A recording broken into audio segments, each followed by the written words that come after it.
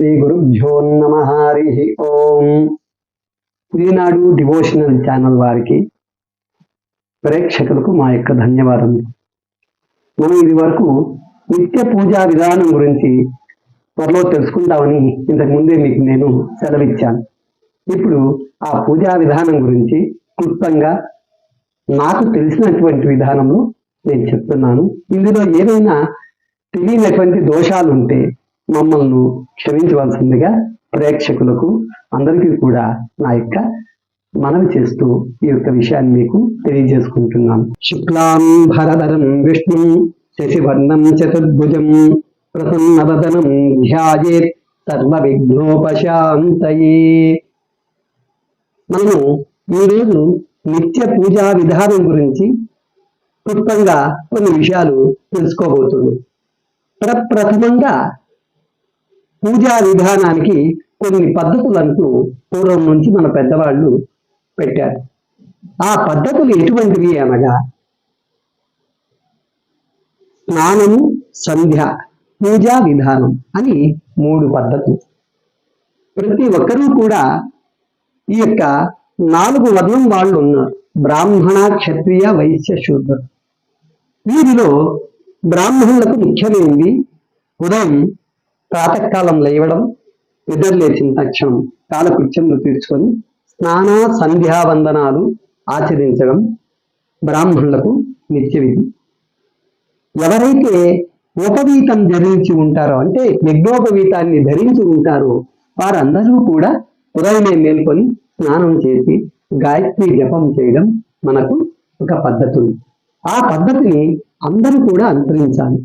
అది ఏ విధంగా ఉంటుందంటే బ్రాహ్మణులకు, వైశ్యులకు, రాజులకు వీరందరూ కూడా ముఖ్యంగా సంధ్యావందనానికి చాలా ప్రాధాన్యత ఇవ్వాలి. దీన్ని ఖచ్చితంగా పాటించాలి. సంధ్యావందనం అనేది ఆడవారికి సంధ్యావందనం అనేది లేదు కాబట్టి దీంట్లో ఈ యొక్క భేదం ఒకటి ఉంది. ఇది ఒకటి తెలుసుకోవాలి. ఇంకొక విషయం ఏమనగా సంధ్యావందనం ఆచరించేటప్పుడు ప్రతి ఒక్కరూ కూడా స్నానం ఆచరించిన పిమ్మట, సంధ్యావందనం అయిన పిమ్మటే పూజను ప్రారంభం చేయాలి. ఇది ప్రథమంగా తెలుసుకోవాల్సిన విషయం. కాబట్టి శూద్రులైనటువంటి వాళ్ళు స్నానం ఆచరించవచ్చు. లేని పక్షంలో పాద ప్రక్షాళన, ముఖము, కాళ్ళు, చేతులు శుభ్రంగా కడుక్కొని కూడా వాళ్ళు పూజను ఉపక్రమించవచ్చు. ఇందులో పాద ప్రక్షాళన అయిన పిమ్మట పూజా విధానంలో పద్ధతులు పురాణోక్తము, వేదోక్తము, కల్పోక్తమని 3 విధానాలుగా విభజించబడి ఉంది మన పూజా విధానం. కాబట్టి ఏ వర్ణం వాళ్ళు ఆ యొక్క పద్ధతిని ఆచరించాలి. ఇది ముఖ్యంగా మరొక విషయం తెలుసుకోవాల్సింది. పూజా విధానం ప్రారంభం ప్రతి ఒక్కరూ కూడా గణపతి పూజతో ప్రారంభం చేయడం. గణపతి పూజ అయిన పిమ్మట కలశ ఆరాధన అని ముఖ్య ఉద్దేశం ఏమనగా, కలశంలో ఉదకం అనగా నీరు తీసుకొని కలశానికి గంధాక్షంతలు పెట్టి పూలు వేసి అందులో గంగేచ యమునే చైవ గోదావరి సరస్వతి నర్మదా సింధు కావేరి జలేస్మిన్ సన్నిధింకురు అని ఈ యొక్క శ్లోకం చెప్పి గంగ శుద్ధి చేయడం మనకు పద్ధతి.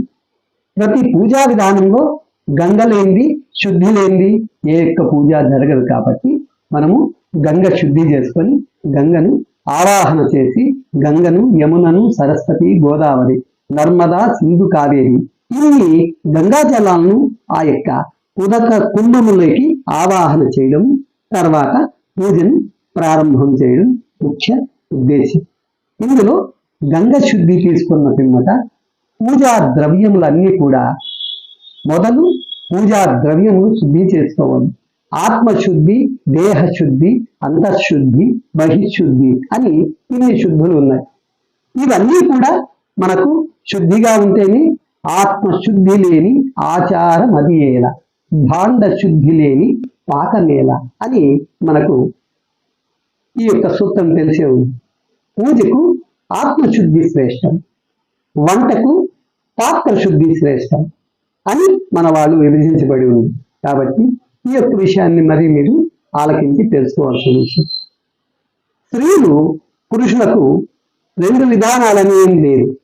స్త్రీలు పురుషులు పద్ధతులు మారుతాయంటే, ఉదయం పురుషుడైనటువంటి వాడు మధ్యాహ్నం వరకు పురుషుడు 2 పూటల పూజా విధానాన్ని పురుషుడే ఆచరించాలి. ముఖ్యంగా సాయం సంధ్య స్త్రీలు కాళ్ళు చేతులు కడుక్కున్న పిమ్మట దీపారాధన చేయడం, లక్ష్మిని ఆరాధించడం మన సాంప్రదాయం.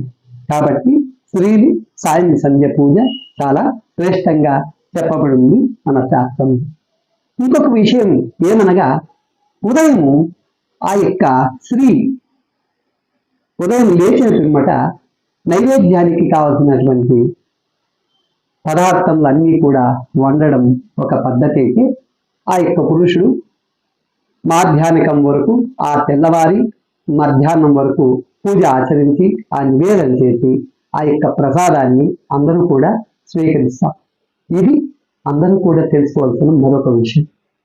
ఇక్కడ చాలా మందికి సమస్య, ఆడవారు ఘంటానాదం చేయవచ్చునా అని ఒక సమస్య. ముఖ్యంగా ఆడవారు పూజ చేసేటప్పుడు ఘంటానాదం అనేది వాయించరాదు. పురుషునికి మాత్రమే ఆ ఘంటారాధన చేస్తూ నివేదన చేయడం మన పద్ధతి. కాబట్టి దయవుంచి స్త్రీలందరూ కూడా గంట కొట్టి పూజ చేయడం ఇదన్నీ కూడా నిషిద్ధంగా చెప్పబడింది. ఆ యొక్క గృహస్థుడు పూజను చేసిన పిమ్మట నైవేద్యం సమయమున ఘంటానాదం చేయడం ఒక పద్ధతి ఉంది. ఆ ఘంటానాదం చేసిన పిమ్మట ఆ శబ్దం విన్న తరువాత ఆ గృహిణి అయినటువంటిది ప్రసాదం వండడము, ఆ యొక్క స్వామి దగ్గరికి తీసుకురావడము, నివేదన చేయడం, తర్వాత ఆ ఇంటి వారందరూ కూడా దాన్ని భక్తిగా ప్రసాదంగా భుజించడం ఒక మన పద్ధతి, మన సాంప్రదాయం. ప్రసాదంగా భావన చేసి తీసుకుంటాం. తర్వాత సాయం సంధ్య స్త్రీలు దీపారాధన చేయడము, లక్ష్మీ పూజ చేయడం ఇవన్నీ కూడా ముఖ్య సాంప్రదాయం. కాబట్టి ఈ యొక్క విషయాన్ని అందరూ తెలుసుకోవాలి. మరి యొక్క విషయం ఏమనగా, పూజా విధానంలో సంకల్పం అనేది చాలా శ్రేష్టమైనది. ఈ సంకల్పాన్ని ఈ విధంగా చెప్పబడింది: సంవత్సరము, ఆయనము, ఋతువు, మాసము, పక్షము, తిథి అని విభజనగా చెప్పబడింది. ఏ సంవత్సరం అయితే ఆ సంవత్సరం పేరు, ఏ ఆయనమైతే ఆ ఆయనం పేరు, ఏ ఋతువు అయితే ఆ ఋతువు పేరు, ఏ తిథి అయితే ఆ తిథి పేరు, ఏ వారం అయితే ఆ వారం పేరు. ఇవన్నీ కూడా చెప్పుకోవడం ముఖ్యంగా దీన్ని సంకల్పం అంటారు. ఈ సంకల్పంలో మన ఇంటి ఆరాధన ఒక్కొక్కరికి ఒక్కొక్క దేవత అర్చన ముఖ్యంగా చేస్తూ ఉంటారు. కొంతమంది వెంకటేశ్వరుడని, కొంతమంది ఈశ్వరుడని, కొంతమంది అంబార్లని చేస్తూ ఉంటారు. ఆ చేసేటప్పుడు ఆ యొక్క దేవతామూర్తి నామాన్ని ఉచ్చారణ చేసి పూజాఖ్యం కర్మకరిష్యే అని చెప్పుకోవడము.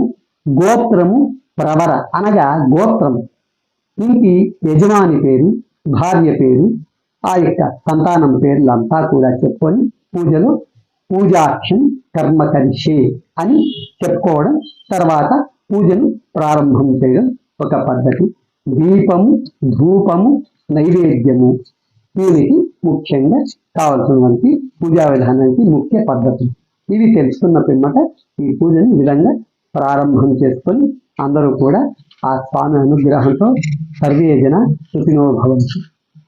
పులినాడు యూట్యూబ్ ఛానల్ వీక్షకులకు మరొక మనవి: మా యొక్క వీడియోలను చూసి లైక్ చేసి, షేర్ చేసి, సబ్స్క్రైబ్ చేయండి.